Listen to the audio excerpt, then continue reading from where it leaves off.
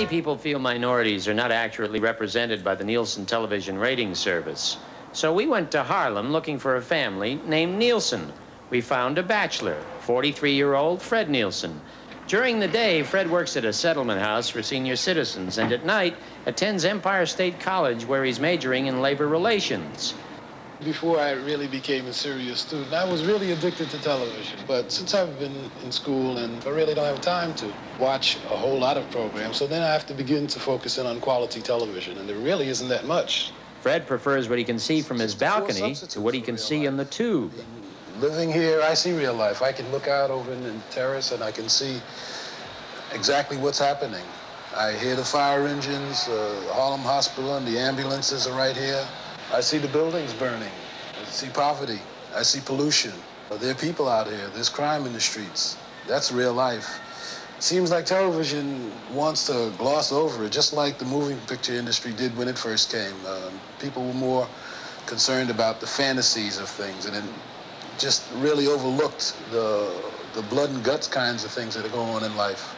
Fred said the fantasy of television detracts people from improving the quality of their lives.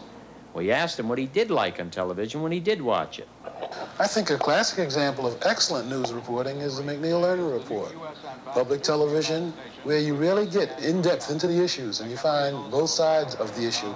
I'm an avid basketball fan and I enjoy football as well. And it's a good thing that both of the New York teams are losing, so I don't really feel that compelled to watch them. I think there's no substitute for live entertainment. I think television is a good adjunct for people who can't afford to get to it or have a great deal of difficulty, like the senior citizens with whom I'm working with.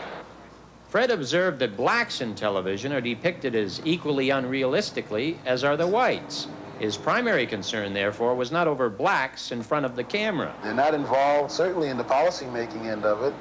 Television seems like it always supports the status quo. It's an industry which is regulated by the people from the industry. The Federal Communications Commission, for a long time, never even had a black person represented until Benjamin Hooks was on there. After watching the McNeil-Lerner Report and making some notes, Fred was on his way to night school. Walking the streets of Harlem, he could not help thinking about television and violence. The viewer tends to relate to the violent parts of television, and when he finds himself, or he or she finds himself in that circumstance, it probably comes to their mind. It can't all be blamed on television. I think people have their own disciplines and their own self-control, and there's something that they have to exercise themselves. There are alternatives.